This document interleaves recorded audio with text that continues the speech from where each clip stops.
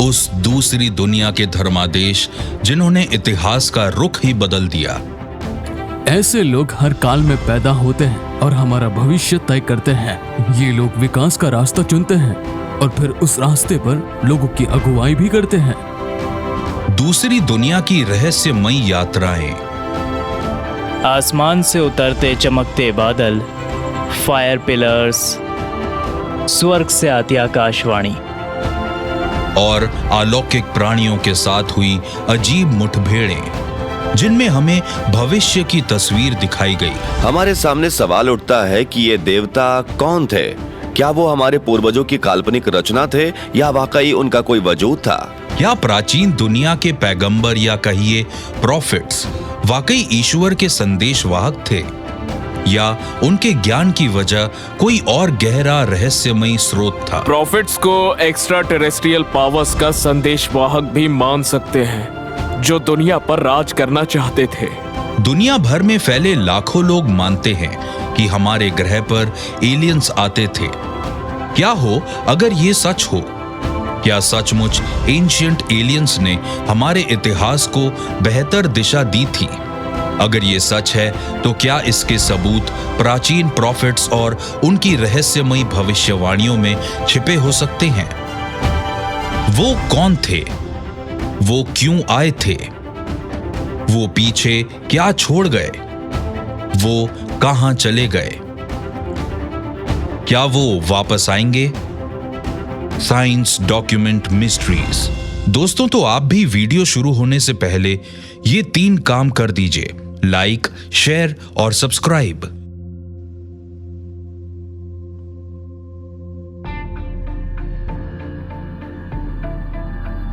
Gebel खाश्म, L तारीफ, Egypt. Sinai रेगिस्तान में खड़ा ये पहाड़ माना जाता है इतिहास की 2 सबसे अहम पवित्र मुठभेड़ों का साक्षी रहा है।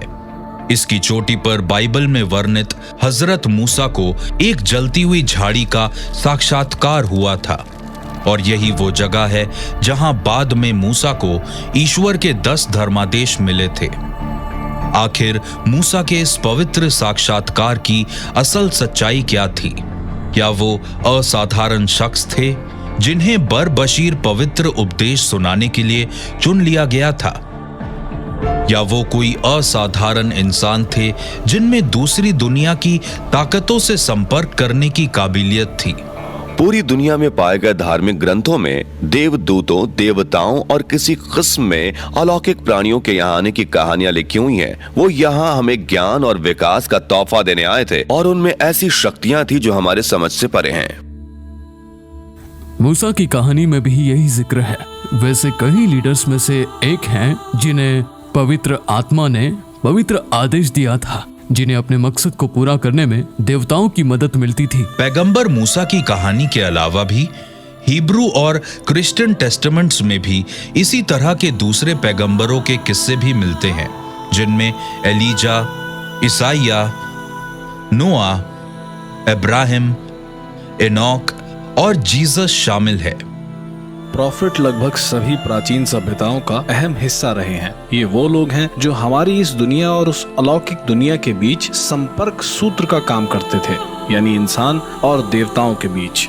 उनके पास ईश्वर का दिया संदेश होता था, लेकिन दिलचस्प बात यह है कि वह महज कोई संदेश नहीं था। प्रॉफिट्स की माने तो उन्हें ईश्वर की मौजूदगी का आभास हुआ था। इस तरह जो कोई भी प्रॉफिट की बात सुनता था वो असल में ईश्वर की मौजूदगी को भी महसूस करता था। अगर किसी समुदाय में ऐसा कोई प्रॉफिट होता जो बताता कि ईश्वर आपकी इस बात से नाराज है और नाराज देवी देवता को खुश करने के लिए बहुत से काम करने पड़ेंगे, तो आप जरूर करेंगे। लेकिन क्या ये पैगंबरी संदेश वाकई किसी दिव्य स्रोत से ही पैदा होते थे? प्राचीन एस्ट्रोनॉट थ्योरिस्ट मानते हैं कि शायद इस सवाल का कोई और पुख्ता जवाब भी है, जो बता सकता है कि प्राचीन काल में ये प्रॉफिट्स आखिर किन प्राणियों से मिलते थे। हमें ऐसा लग रहा है कि उन लोगों की मुठभेड़ें धार्मिक नहीं थी, बल्कि उन्हें ये विचित्र अनुभव किसी और तरह के जीवों से मिलकर हुए थे। शायद उनका सामना हुआ था नॉन ह्यूमन इंटेलिजेंस से। प्रॉफिट्स और प्रोफेसीज ऐसे सबूत है जो बताते हैं कि ये वो दिव्य प्राणी हमें ज्ञान देना चाहते थे ताकि हम सभ्यता के रूप में पनप सके, विकास कर सके। वो हमें भविष्य के लिए आगाह करते थे कि भविष्य में ये होने वाला है और हमें तैयार रहने की ज़रूरत है। क्या ये वाकई मुमकिन है कि दूसरी दुनिया के प्राणी प्राचीन पैगंबरों से संपर्क करते थे? शायद इसका जवाब मूसा की कहानी को करीब से देखने पर समझा जा सके। वो कहानी जिसे आज से 3000 से भी ज्यादा साल पहले लिखा गया था और जिसका जिक्र हिब्रू टेस्टामेंट की एक्सोडस की किताब में किया गया है। मोसेस के पहले ईश्वरीय साक्षात्कार का जिक्र बुक ऑफ एक्सोडस के 3 अध्याय में मिलता है। मोसेस को जलती हुई झाड़ियां दिखाई दी थी। उन्हीं झाड़ियों में से ईश्वर ने उनसे बात की थी। उन्होंने मोसेस को एक मिशन सौंपा जो था मिस्र के हिब्रू कारनामे को खत्म करना। जलती हुई झाड़ियां मुझे काफी दिलचस्प चीज लगती हैं, क्योंकि जलती हुई झाड़ियां जैसी कोई चीज होती ही नहीं है, खासकर तब जब अचानक ही उनसे कोई इंस्ट्रक्शंस आने लगे। तो सवाल ये है कि आखिर हमारे पूर्वज किस बारे में बात कर रहे हैं? क्या वो जलती हुई झाड़ियां इजाद थी किसी किस्म के टेक्नोलॉजी की, जिन्हें मूसा ने जलती हुई झाड़ियों के रूप में बताया था? क्या मूसा ने जिस जलती हुई झाड़ी का जिक्र किया है वो वाकई कोई एक्स्ट्रा टेरेस्ट्रियल डिवाइस थी, यानी कोई मशीन, या शायद वो कोई स्पेसक्राफ्ट थी? अगर हां, तो मूसा आखिर कौन से जीवों से बात कर रहे थे? शायद इस सवाल के सुराग एक दूसरी कहानी में ढूंढे जा सकते हैं जो ऐसी ही रहस्यमयी मुठभेड़ की दास्तां बयां करती है। टेल एल डाबा, इजिप्ट। कुछ बुद्धिजीवी और शोधकर्ता मानते हैं कि यहाँ नाइल डेल्टा के उत्तरी पूर्वी इलाके में इस्राएलियों ने कुछ किया और यहीं मूसा को दूसरी बार दिव्य साक्षात्कार हुआ। इस बार उन्होंने आसमान में एक शानदार चीज को देखा था। अपनी मंजिल की ओर बढ़ते हुए उन्हें वो चीज दिखाई दी थी जिसे मैं बिब्लिकल यूएफओस भी कहता हूँ। एक्सोडस के चैप्टर 13 और वर्स 21 और 22 के मुताबिक ईश्वर उनके सामने दिन में बादलों के पिलर में समा गए और रात को आग के पिलर में, और वो पिलर उन लोगों के सामने से हटे ही नहीं। मतलब वो हमेशा से वहीं थे। बाइबल हमें बताती है कि ईश्वर अपनी मौजूदगी को इजरायलियों के सामने नाटकीय ढंग से जाहिर कर रहे थे। एक सवाल जो हमेशा पूछा जाता है कि आखिर वो आग का बादल था क्या? क्या ये ईश्वर है, या जैसा कि एंशिएंट एलियन थियरी मानती है कि ये किसी किस्म की क्राफ्ट है जो प्रकाश पुंज बनाकर उन्हें रास्ता दिखा रही थी? हिब्रू लोग उसका पीछा करने लगे थे और ये बात साफ है कि जब भी वो जमीन पर उतरता लोग रुककर कैंप लगा लेते थे, और जब वो आगे बढ़ता तब वो कैंप निकालकर आगे बढ़ जाते थे। वो ऑब्जेक्ट उन्हें रास्ता दिखाता। और बादलों और आग के पिलर की जो डिस्क्रिप्शन बताई गई है उसके मुताबिक पिलर की शेप सिलेंड्रिकल थी और शायद वो किसी हार्ड या सॉलिड चीज से बना था। आज जिन यूएफओ की रिपोर्ट्स मिलती है ये उनसे मिलती जुलती शेप है। उड़न तश्तरी जैसी ज्यादा शेप मशहूर है, लेकिन सिलेंड्रिकल शेप वाले यूएफओस भी बेहद कॉमन है। ये काफी बड़े होते हैं, इनकी लंबाई आधा मील हो सकती है। यूएफओ के कुछ विद्यार्थी सोचते हैं कि ये मदरशिप्स हैं और दिन में इनका बादलों जैसे दिखने की वजह थी मॉडर्न यूएफओस की तरह ही यूएफओ के गिर्द किसी किस्म के हेलो इफेक्ट का पैदा होना। अगर हम इसे दूसरे नजरिए से देखें तो हमारे पूर्वजों ने एक चमकीला यूएफओ देखा था जिसे उन्होंने दिन में दिखने वाला बादल बताया था, एक चमकीला बादल। और फिर उन्होंने रात को एक चमकीली आग जैसा यूएफओ देखा जिसे उन्होंने आग का पिलर कहा। क्या ये आग और क्लाउड का पिलर वाकई ईश्वर का प्रतिरूप थे, या ये कोई अति विकसित टेक्नोलॉजिकल डिवाइस थी जो किसी दूसरी दुनिया से आए थे?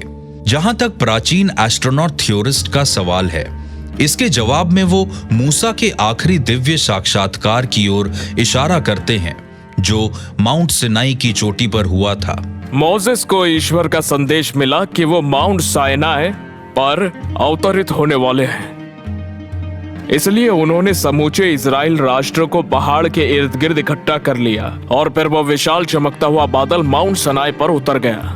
ये शानदार घटना थी क्योंकि उसके साथ की गई कई अप्राकृतिक चीजों के घटने की बात कही गई, जैसे ट्रम्पेट्स की आवाज, बादल और आग। यहूदियों को माउंट सिनाई की तलहाटी में ही रुकने को कहा गया, लेकिन मूसा को न सिर्फ ये अधिकार प्राप्त था बल्कि वो आग और बादल के पिलर खुद उनकी हिफाजत कर रहे थे। तभी सिर्फ वो ऊपर जा सकते थे और कोई नहीं। बाइबलिकल टेक्स्ट के मुताबिक मूसा पहाड़ पर चढ़ गए थे और उस चमकीले बादल में प्रवेश कर गए। वहां उन्होंने ब्रह्मांड को बनाने वाले परम पिता परमेश्वर से बात की और जब 40 दिन बाद वापस लौटे तो उनके साथ 10 धर्मादेश भी थे। लेकिन प्राचीन एस्ट्रोनॉट थ्योरिस्ट्स इस कहानी को दूसरे नजरिए से देखते हैं। उनके मुताबिक माउंट सिनाई पर जो कुछ हुआ दरअसल वो किसी और ही मुठभेड़ का पुख्ता सबूत है। मूसा ऊपर ईश्वर के पास चले गए पूरे 40 दिनों के लिए। यह आजकल के किसी कॉन्टैक्ट या एक्सपीरियंस की तरह लगता है, जहां कॉन्टैक्टीज को रूल्स एंड रेगुलेशंस के साथ साथ फॉलो करने के लिए आइडियाज भी दिए जाते हैं ताकि इंसानी प्रजाति का विकास हो सके।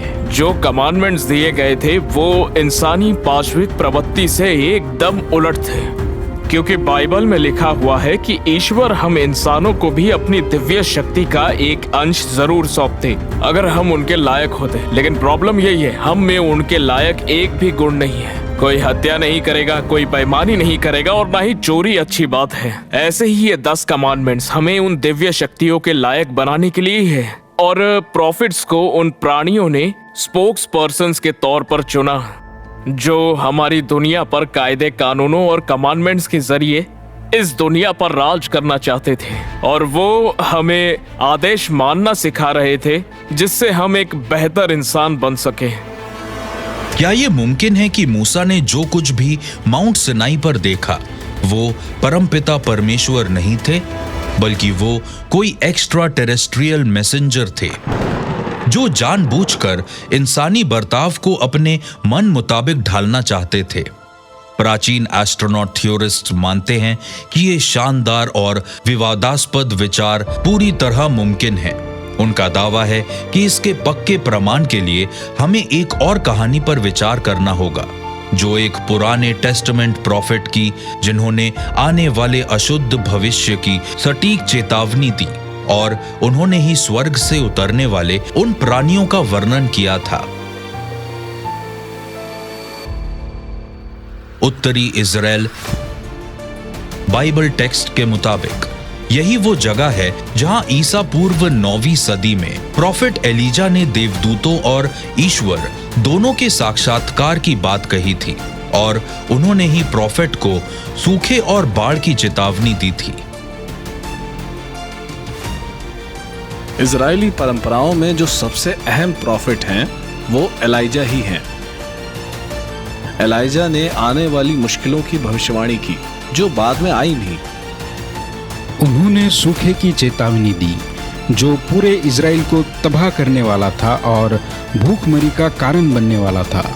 वो काफ़ी दिलचस्प भी है क्योंकि उनकी मौत का कहीं कोई जिक्र नहीं है और ऐसा माना जाता है कि वो दूसरी दुनिया में चले गए जहां मौत का कोई डर ही नहीं था। एलिजा के ईश्वर के साथ हुए आखिरी साक्षात्कार में, जैसा कि सेकंड बुक ऑफ किंग्स में लिखा हुआ है, प्रॉफिट को एक बवंडर अपने साथ स्वर्ग ले गया था। उस बवंडर को हिब्रू बाइबल में आग उगलते घोड़ों का रथ बताया गया है। किंग्स में एलाइजा के बारे में कहानी है जिसमें उन्होंने आसमान में अजीब चीजों के दिखने के बारे में बात कही है, जिसे उन्होंने चमकीले बवंडरों और जलते बादल बताया है। यानी आसमान में कोई ना कोई ऑब्जेक्ट तो था। एलाइजा को एक घूमते ऑब्जेक्ट या यूं कहिए एक स्पिनिंग ऑब्जेक्ट का आभास हुआ जो उन्हें उस ऑब्जेक्ट के अंदर ले गए। उन्होंने अपनी ओर आते बवंडर और अग्निरथ को देखा। तो सवाल ये उठता है कि क्या वो कोई अग्निरथ था जो घूम रहा था या फिर वो एक बीम थी जो नीचे आई और उन्हें अपने साथ ले गई। विश्वास करने वाले इस असाधारण घटना को एक धार्मिक चमत्कार मानते हैं, लेकिन क्या एलिजा को उन स्वर्गीय जीवों ने अपने किसी मकसद को पूरा करने के लिए चुना था? कम से कम प्राचीन एस्ट्रोनॉट थ्योरिस्ट तो यही मानते हैं। एक चीज है, जो कई लोग महसूस नहीं करते। वो ये कि जो एलिजाह के बारे में पहली कहानी हम सुनते हैं, वो ये नहीं कहते कि उन्हें घोड़े के जरिए ले जाया गया था। उन्हें तो एक अग्निरथ के जरिए ले जाया गया था, जिसे शुरू में दहकती भट्टी कहा गया था। अब ये दहकती भट्टी क्या है? क्या वो आग किसी किस्म के इंजन की तरह थी? जब पढ़ा कि बवंडर ने उन्हें ऊपर उठाया तो जहन में आसमान में उड़ने को तैयार स्पेस शटल का ख्याल आया। तेज शोर, दूर दूर तक बवंडर और आग, कितनी चीजें हैं। अगर आप इस नजरिए से सोचेंगे तो आपको वो एक यूएफओ ही लगेगा। जब हम अलाइजा की कहानी पढ़ते हैं तो नट्स और बोल्ट से बने एक क्राफ्ट का जिक्र आता है, एक अग्निरथ। वो उसके अंदर दाखिल हुए जहां वो उन प्राणियों से मिले जो वाकई कोई जीव थे, जिन्होंने उनसे बात की, उन्हें निर्देश दिए। ये समझना जरूरी है कि बिब्लिकल रिलीजन एक एक्स्ट्रा टेरेस्ट्रियल रिलीजन है। इसका मतलब है कि ईश्वर पृथ्वी से नहीं है। इसे हम ईश्वर की प्रार्थना में सीखते हैं कि हमारे पिता जो स्वर्ग में रहते हैं, उनका नाम पवित्र है। उनका साम्राज्य आने पर हम पृथ्वी को छोड़कर स्वर्ग में जगह पाएंगे। इंसानों की मदद करने के लिए और ईश्वर की मर्जी पूरी करने के लिए हमें एक्स्ट्रा टेरेस्ट्रियल हेल्प भेजी गई। क्या वाकई एलिजा ऐसे शख्स थे जिन्हें दूसरी दुनिया की ताकतों ने चुना था ताकि वो इंसानों को वश में कर सकें? अगर ये सच है तो क्या इसने इंसानों और ईश्वर के बीच होने वाले दूसरे साक्षात्कारों को समझने में मदद मिलती है, जो और भी ज्यादा शानदार थी? मैनचेस्टर, न्यूयॉर्क, मार्च 1830। 24 साल के दार्शनिक Joseph Smith junior book of Mormon publish करते हैं और लैटर डे सेंट्स के जीसस क्राइस्ट चर्च की स्थापना करते हैं। ये एक ऐसी धार्मिक पहल थी जिसमें आज 1,40,00,000 से ज्यादा लोगों की आस्था है।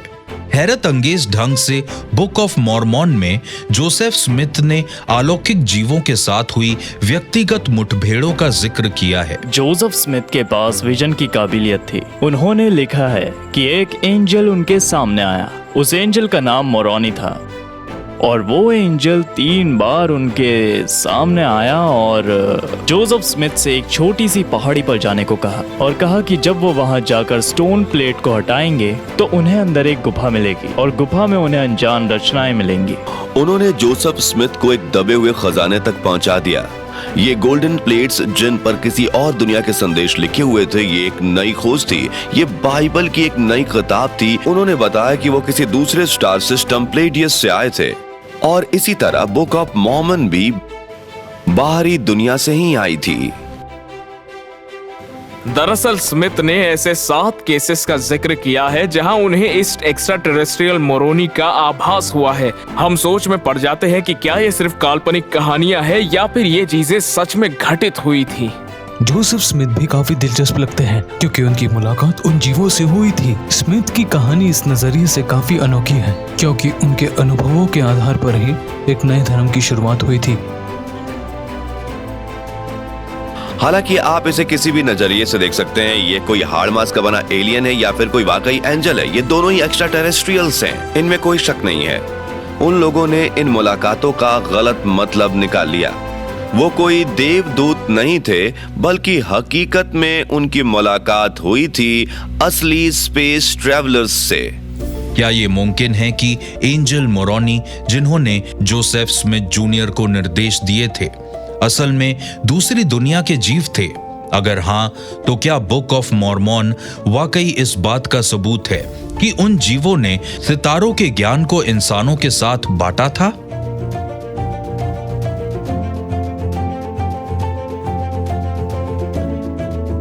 लुम्बिनी, नेपाल, वक्त 4वीं सदी ईसा पूर्व। इसी काल में जातक कथाएं यानी प्राचीन बौद्ध कविताएं और संकेत लिखे गए थे। इन बेमिसाल अभिलेखों में महान बुद्ध के अद्भुत जन्म और जिंदगी की कहानी दर्शाई गई है। वो एक आध्यात्मिक गुरु थे। बौद्ध धर्म की बुनियाद उन्हीं की शिक्षाओं पर खड़ी है। बुद्ध की माँ महारानी माया थीं। माना जाता है कि एक रात उन्होंने एक सपना देखा था जिसमें एक सफेद हाथी उनके गर्भ में दाखिल हो गया। इस तरह उन्होंने गर्भ धारण किया और गौतम बुद्ध का जन्म हुआ।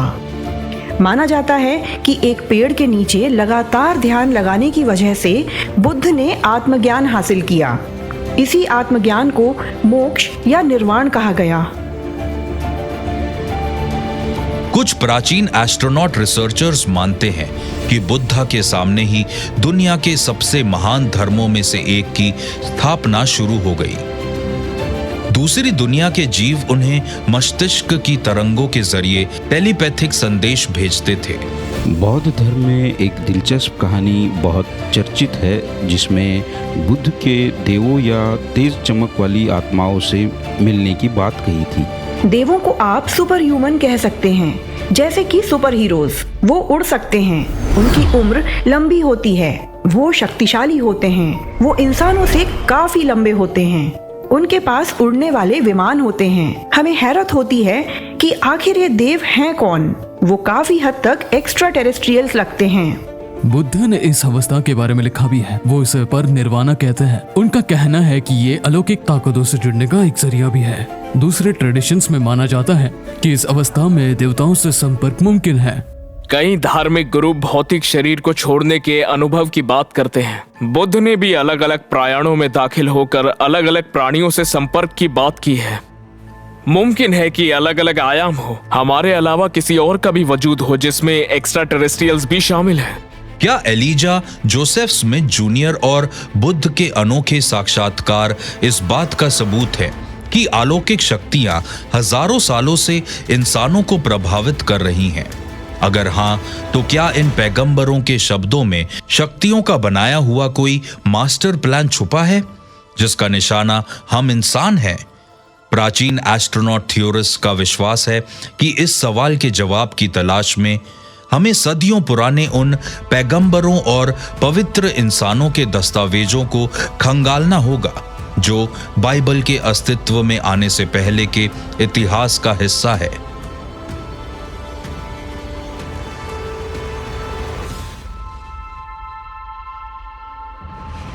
Persepolis, Iran. यहां शिराज शहर से 30 मील उत्तर पूर्व में एक प्राचीन राजधानी के अवशेष मौजूद हैं। इसे एक पर्शियन सम्राट डेरियस ने 2000 साल से भी पहले बनवाया था। ये पर्सेपोलिस कभी एक पवित्र शहर था। कथाओं के मुताबिक इस शहर की हिफाजत अहुरु माजदा नाम के ताकतवर देवता ने की थी।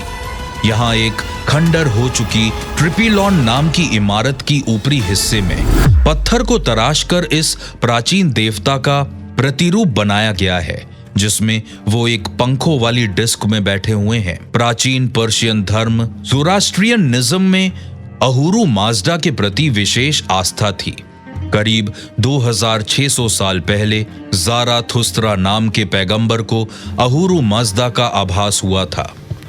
ज़राथुस्त्रा एक धर्म संस्थापक थे और वो पर्सिया के नजदीक इलाके में रहते थे, जिसे हम आज ईरान के नाम से जानते हैं। उन्हें एक बार अहुरा माजदा का आभास हुआ था। इस पवित्र मुलाकात की वजह से उन्हें पूरे इलाके में इकलौते ईश्वर का रूप मान लिया गया था। ये मोनोथीज्म का इजिप्शियन फॉर्म था, जो हिब्रू और क्रिश्चियन फॉर्म से भी पहले की बात है। प्राचीन ज़ोरास्ट्रियन टेक्स्ट अवेस्टा के मुताबिक ज़ाराथुस्त्रा और अहुरु माजदा की पहली मुलाकात बादलों से ढके और अद्भुत रोशनी में एक पहाड़ की चोटी पर हुई थी। ज़राथुस्त्रा मानते थे कि सच्चा ईश्वर सिर्फ एक है और वही सच्चाई का देवता है, और सच्चाई को ज़ोरास्ट्रियन दृष्टिकोण का सबसे महान सिद्धांत माना जाता है। सही या गलत, अच्छाई और बुराई, काला और सफेद, ये सभी एक दूसरे से दूर हैं और अच्छाई की तलाश में हमें सच को जानना होता है। कुछ शोधकर्ता मानते हैं कि ये दिव्य भविष्यवाणियां इस बात का पुख्ता सबूत है कि प्रॉफिट ज़ाराथुस्त्रा उन अलौकिक प्राणियों के निर्देशों और आदेशों का पालन कर रहे थे जो इस ग्रह पर इंसानी सभ्यता का वो बीज बोने आए थे जिसका आधुनिक रूप हमारे सामने है। जब हम ज़ाराथुस्त्रा और अहुरा माजदा की साक्षात्कार की ओर देखते हैं तो एक बात समझ में आती है कि हम ह्यूमन और नॉन ह्यूमन इंटेलिजेंस की मुलाकात की बात कर रहे हैं। यहाँ फिजिकल एनकाउंटर्स को दर्शाया गया है। ये मुलाकात दूसरी दुनिया के जीव के साथ हुआ फिजिकल एनकाउंटर था। हमारे सामने ये सवाल खड़ा होता है कि क्या ये हमारे पूर्वजों की कल्पना की उपज थी या वाकई कोई हकीकत। ये सभी एक्स्ट्रा टेरेस्ट्रियल या एलियन जीव थे जो यहाँ आए थे और जिन्होंने अलग अलग संस्कृतियों के बीच इंफॉर्मेशन और गाइडेंस प्रोग्राम का आदान प्रदान किया था, जो उन संस्कृतियों की मदद करना चाहते थे। क्या ये मुमकिन है कि प्राचीन इतिहास में दूसरी दुनिया के प्राणी पैगंबरों से संपर्क करते थे ताकि इंसान सभ्यता को विकास का रास्ता दिखा सकें? प्राचीन एस्ट्रोनॉट थ्योरिस्ट तो यही मानते हैं। अगर ये मुमकिन है तो क्या ऐतिहासिक ग्रंथों में इसका कोई और सुराग भी मौजूद है? शायद हाँ, और वो सुराग मौजूद है समुच्चे प्राचीन ग्रीस के सबसे दिलचस्प किरदार की शक्ल में, परनासुस पहाड़ी। यहाँ 8000 फुट ऊंची चोटियों की पनाह में मौजूद है एक मार्बल सेंचुरी के खंडर। कभी ये जगह इतिहास के सबसे मशहूर प्रॉफिट्स में से एक का घर थी। वो ओरेकल ऑफ डेल्फी की पुजारन थी। ओरेकल ऑफ डेल्फी प्राचीन दुनिया का सबसे मशहूर ओरेकल यानी देववानी स्थल था, जहां अपोलो देवता का एक मुख्य टेंपल भी था। अपोलो भविष्यवाणी करने वाले मुख्य देवता है। अपोलो का टेंपल डेल्फी में स्थापित किया गया और यही जगह असली देववानी स्थल बना, जहां अक्सर लोग आया करते थे। ओरेकल ऑफ डेल्फी अपोलो के टेंपल में ही मौजूद था, जो उस वक्त का एक बेजोड़ ढांचा था। ये उसका सेंट्रल पॉइंट था, तो कह सकते हैं कि ओरेकल बाकी चीज़ों के मुकाबले सबसे खास था और इसकी वजह भी कॉम्प्लेक्स में ओरेकल का होना था। पाइथिया के नाम से भी मशहूर ये ओरेकल 3 पैरों वाली लंबी सीट के ऊपर बैठी नजर आती है, जो चीज पृथ्वी से निकल रही भाप के ऊपर रखी हुई है, और ये भाप पाइथिया को उस आयाम से जोड़ती है। ओरेकल ऑफ डेल्फाई दरअसल देवता अपोलो से जुड़ी थी। अपोलो ही सभ्यता के ईश्वर है, वो रोशनी के देवता है, वो भविष्यवाणियों के गॉड है। उस वक्त वो अपोलो बन जाती थी। आप खुद ही उस नज़ारे की कल्पना कर सकते हैं जहां कोई सुपर नेचुरल सुपर ह्यूमन शक्ति इंसानी शरीर में दाखिल होती है। एक असामान्य स्थिति बन जाती है जहां वो शख्स दूसरे आयाम में पहुंच जाता है। आजकल हम पोजेशंस या इस तरह की चीजें फिल्मों में देखते हैं, ये बिल्कुल वैसा ही है। ये जरूरी नहीं कि शैतान हो, पर जब भी कोई सुपर नेचुरल चीज इंसानी शरीर में घर कर जाती है तो उसमें कहीं ना कहीं बेहोशी छा जाती है। स्थिति पहले की तरह नहीं रहती, बदल जाती है। हजारों सालों से ओरेकल और उनके कई उत्तराधिकारियों ने राजाओं से लेकर सेनापतियों तक, कवियों से लेकर राजनीतिज्ञों तक को अपनी सलाह दी थी। भविष्यवाणियां ग्रीक में बहुत मायने रखती थीं और साथ ही देश का भविष्य भी तय करती थीं। जंग निर्धारित करना, जो भी खास फैसले ओरेकल द्वारा लिए जाते थे, उन्हें जरूर माना जाता था, क्योंकि उनके लिए यह ज्ञान का रास्ता आम नहीं, खास था। आप चाहें तो अपने होने वाले बच्चे के बारे में पूछ सकते हैं, अपनी होने वाली फसल के बारे में जान सकते हैं, आप जान सकते हैं आपको सेना में जाना चाहिए या नहीं। कोई मिलिट्री अभियान में जाने से पहले भी सवाल पूछने जा सकता था। पुजारिन आपके लिए हमेशा मौजूद रहती है, और जब भी लोग ओरेकल के पास जाते थे और सवाल पूछते थे, जो वो खास तौर से पुजारिन से पूछते थे, और वो थी जो अपोलो से जवाब लेकर इंसानों तक पहुंचाती थी। ओरेकल की ऐसी अजीबोगरीब दूसरे आयाम में पहुंचने की मुद्रा के पीछे क्या वजह हो सकती है? जिस मुद्रा में उसने हालिया जानकारी के मुताबिक ट्रोजन वॉर से लेकर ग्रीक साम्राज्य के ढलते सूरज की सटीक भविष्यवाणी की थी, उसके साथ ही थर्मोपाइले में मशहूर 300 स्पार्टन्स की जंग में हत्या की। मुख्य धारा के कई शोधकर्ताओं का मानना है कि ऐसा करने की वजह माउंट पार्नासुस से निकलती हुई कुछ जहरीली गैसों का असर हो सकता है, पर कहीं उसका ताल्लुक सीधे तौर पर एलियन से तो नहीं था, जिसे प्राचीन ग्रीक्स अपोलो के नाम से जानते हैं। ये बहुत हद तक मुमकिन है कि अपोलो एक एलियन हो, क्योंकि एलियंस हमारा विकास चाहते थे। वो चाहते थे हम विकसित सभ्यताएं बने, हम नई टेक्नोलॉजी का इस्तेमाल करें। उनकी ही तरह बने। असल मायनों में हम उनके लिए पेट की तरह ही हैं। मतलब ये कि हम आज जो कुछ भी हैं उन्हीं की वजह से हैं। क्या तथाकथित प्राचीन देवता जिनमें अहुरु माजदा और अपोलो शामिल है वाकई सितारों की दुनिया की किसी विकसित प्रजाति का हिस्सा थे? क्या एलियंस ने ह्यूमन एजेंट्स को यानी प्रॉफिट्स को इस्तेमाल किया था ताकि इंसान सभ्यता की बुनियाद को सही दिशा और रफ्तार दी जा सके? अगर हां, तो क्या इतिहास के सबसे बदनाम पैगंबर के पीछे भी क्या एक्स्ट्रा टेरेस्ट्रियल्स का हाथ था? वो इंसान जिसने इतिहास की सबसे भीषण तबाही की भविष्यवाणी का दावा किया था। 16वीं सदी के इस प्रॉफिट का नाम था नोस्ट्राडामस।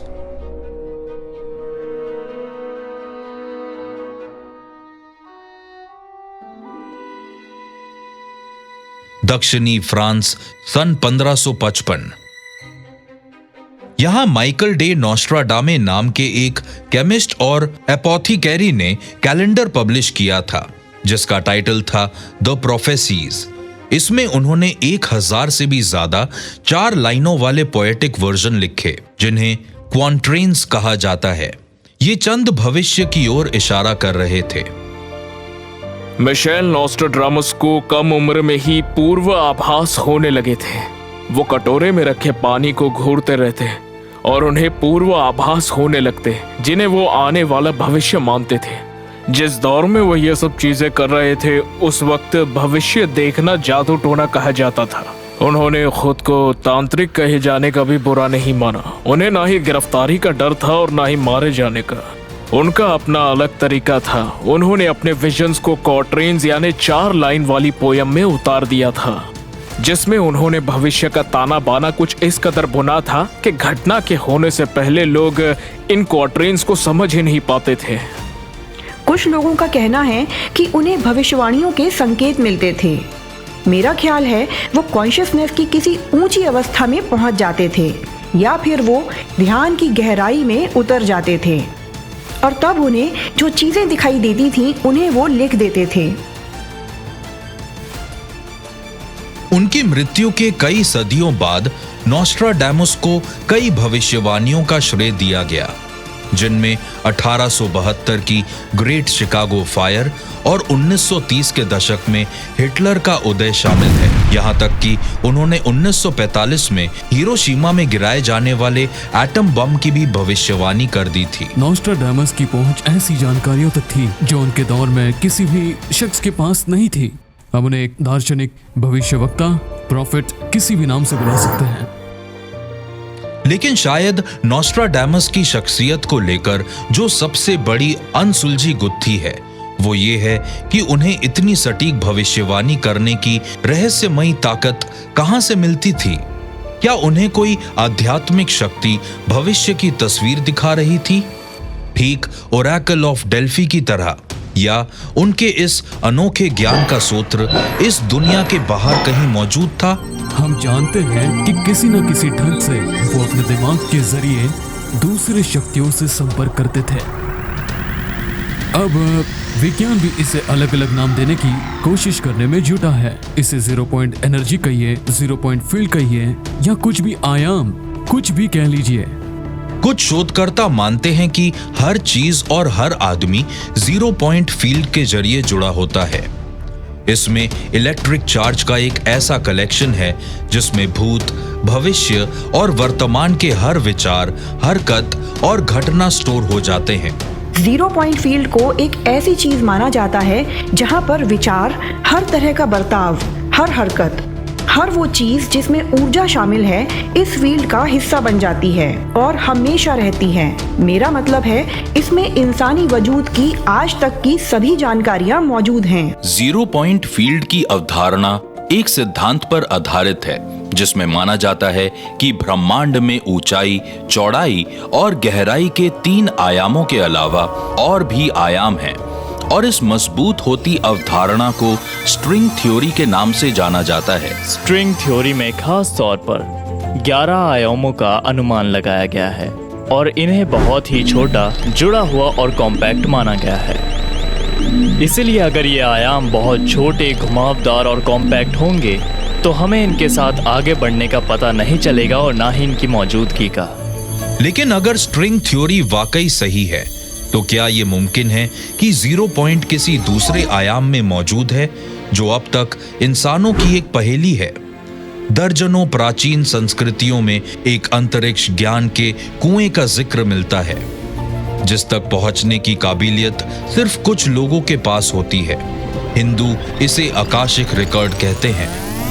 आकाशिक रिकॉर्ड के पीछे अवधारणा है कि ब्रह्मांड में मौजूद जानकारी पहले से ही मौजूद है और कोई भी इंसान इस जानकारी को हासिल कर सकता है।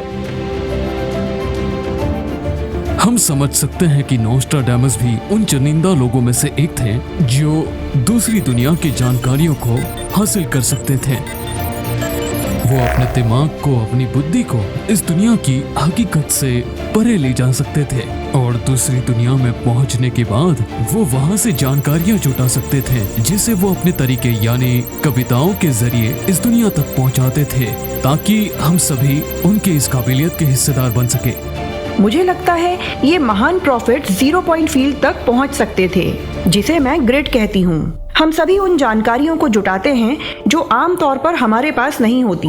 हम सपनों में ऐसा करते हैं और देजावू करते हुए भी। ये तो हम सभी करते हैं। ये एक गिफ्ट है, एक टैलेंट है, या कहिए एक ऐसी स्किल है जो हम सभी के अंदर है। तो हो सकता है नोस्ट्राडामस जैसे लोग जब चाहें इस ग्रिड या इस फील्ड में दाखिल होने की काबिलियत रखते थे।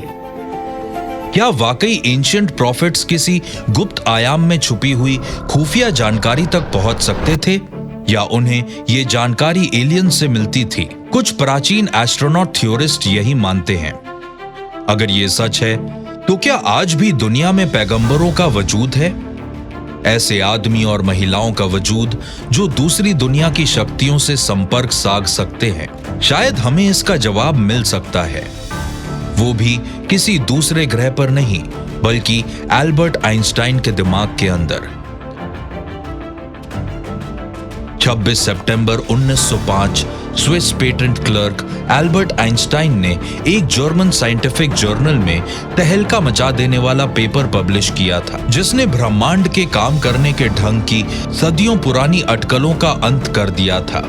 पेपर में आइंस्टाइन ने थ्योरी ऑफ स्पेशल रिलेटिविटी का परिचय दिया, जिसमें उन्होंने ऐसे ब्रह्मांड की कल्पना की जिसमें स्पेस और टाइम दोनों ही फ्लूइड और फ्लेक्सिबल थे। आइंस्टाइन की रिलेटिविटी थ्योरी से पहले फिजिसिस्ट्स मानते थे कि दुनिया स्थिर है और ब्रह्मांड भी, जिसमें हर चीज अपनी तय जगह पर सेट है। आइंस्टाइन की रिलेटिविटी थ्योरी से जो सबसे बड़ा बदलाव आया वो था टाइम और स्पेस को देखने का तरीका। हम अंतरिक्ष को एक ऐसी जगह मानते हैं जहां हम आ जा सकते हैं, और हम टाइम को चीजों के आगे बढ़ने की रफ्तार से मापते हैं। आइंस्टाइन ने इन सब को ज्योमेट्रिकली जोड़ दिया। अब फंडामेंटली ये सब अलग नहीं थे, तो हमें इनकी गणना भी एक साथ करनी थी। उन्होंने दिखाया कि टाइम और स्पेस जुड़े हुए थे, और ये भी कि टाइम और स्पेस को मोड़ा जा सकता है, यानी कि हम कह सकते हैं कि टाइम ट्रैवल और स्पेस ट्रैवल और ब्लैक होल्स, टाइम वॉर्प्स, ये सारी चीजें मुमकिन हो सकती है। हालांकि आइंस्टाइन ने कभी ये दावा नहीं किया कि उन्हें यह ज्ञान किसी दिव्य शक्ति ने दिया था, जैसा कि प्राचीन पैगंबर दावा करते थे, लेकिन ब्रह्मांड में दिलचस्पी और उसे समझने का उनका सहज ज्ञान किसी विलक्षण शक्ति से कम नहीं था।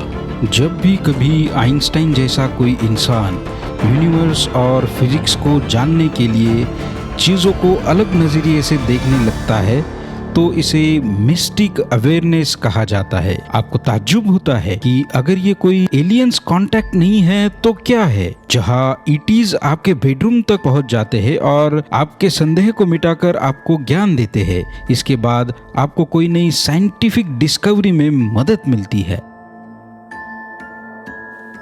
आइंस्टाइन की पत्नी ने उनकी मौत के बाद बताया कि उनकी फेवरेट बुक आइसिस अनवील्ड थी, जिसे मैडम ब्लवाट्स्की ने लिखा था। ये इंसान की जन्मजात मानसिक क्षमता के बारे में थी, साथ ही ये इंसान के गुप्त इतिहास पर भी रोशनी डालती थी।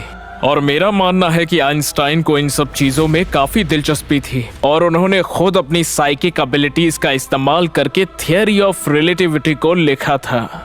दरअसल आइंस्टाइन ने रिलेटिविटी थियरी की खोज एक स्ट्रीट लाइट के आसपास जमे हुए कोहरे को देखकर की थी। उन्होंने अपने दिमाग में कल्पना की कि लाइट को स्ट्रीट लाइट से निकलकर कोहरे को चीरने के बाद उनकी आंखों तक पहुंचने में कितना समय लगता है, और उन्होंने पाया ट्रांसेंडेंटल मेडिवेटिव एक अलग ही स्थिति में रोशनी पड़ती है। इस तरह इस रहस्यमयी अनुभव से थियरी ऑफ रिलेटिविटी का जन्म हुआ।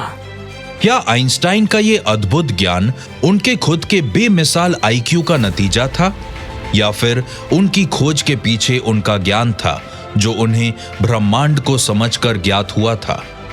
क्या ये वही ज्ञान था जो प्राचीन इतिहास के महान प्रॉफिट्स को दिया गया था?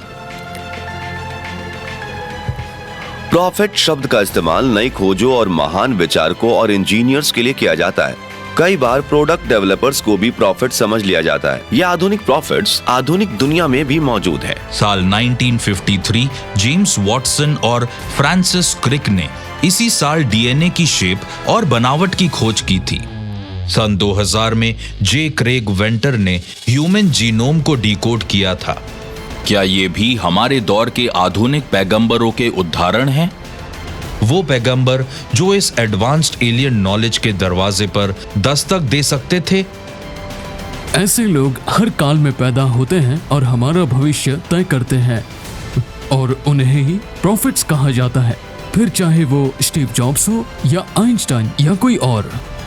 ये लोग विकास का रास्ता चुनते हैं और फिर उस रास्ते पर लोगों की अगुवाई भी करते हैं। जब हम उनकी असली पहचान जानने की कोशिश करते हैं तो हमें महसूस होने लगता है कि इन लोगों के जिंदगी में कुछ विशेष घटनाएं होती हैं। जो जानकारी उनके पास थी उसने ही हमें विकास का रास्ता दिखाया। वो भले ही उनकी नहीं थी, लेकिन वो किसी महान अनदेखी हकीकत के नजदीक जरूर थे। मुझे लगता है प्रॉफिट्स एलियन से दूसरे आयाम के जीवों जैसे कि एंजल्स, गॉड से संपर्क करते हैं। अगर आप ऐसी बातों को सामने रखते हैं जो आपके दिमाग से भी परे हैं, तो आप ये मानते हैं कि ये किसी और तेज दिमाग का काम है। तो हो सकता है कि वो दूसरे आयामों से आ रहे हों ताकि वो अपना ज्ञान हमारे साथ बांट सकें। पर ये दूसरी दुनिया के जीव इंसानों को उनका धर्म बनाने के लिए इस्तेमाल क्यों करें, या राजनीति चलाने के लिए, या ज्ञान बढ़ाने के लिए? क्या इंसानों के लिए एलियंस से कोई प्लान तैयार कर रखा है जिसके तहत हम आगे क्या कहीं अपने आखिरी पड़ाव तक पहुंचे? बात सोचने वाली है। वह हमारी इतनी फिक्र क्यों करते हैं, हमारी मदद क्यों करते हैं, इतनी भविष्यवाणी क्यों करते हैं, हमारी जिंदगियां क्यों संवारते हैं? कहीं ना कहीं बहुत हद तक ऐसा लगता है कि नेचुरल प्रोसेस है, हम उनके बच्चों की तरह हैं। हम उन्हें महान प्रॉफिट या महान ज्ञाता के तौर पर जानते हैं, पर उनकी महानता वाकई एक रहस्य है, और ये महान रहस्य इतना उलझा हुआ है कि वो जो हमारे इस आयाम में मौजूद है वो वहाँ उस आयाम में भी मौजूद है।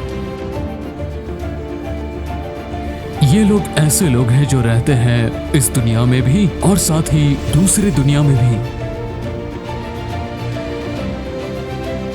प्रॉफिट्स ऐसे पैगंबर जिन्हें दूसरी दुनिया के जीवों ने खुद चुना ताकि वो इंसानी इतिहास का हुलिया बदलने वाले संदेश दे सके। क्या ये सब उनके एक बड़े प्लान का हिस्सा है जो अब तक इंसानों के लिए एक पहेली है? शायद इसका जवाब कहीं छुपा हुआ है जिसे इंसानों को ही ढूंढ निकालना होगा, या हो सकता है कि जवाब खुद ब खुद सामने आ जाए जब वो वापस आएंगे।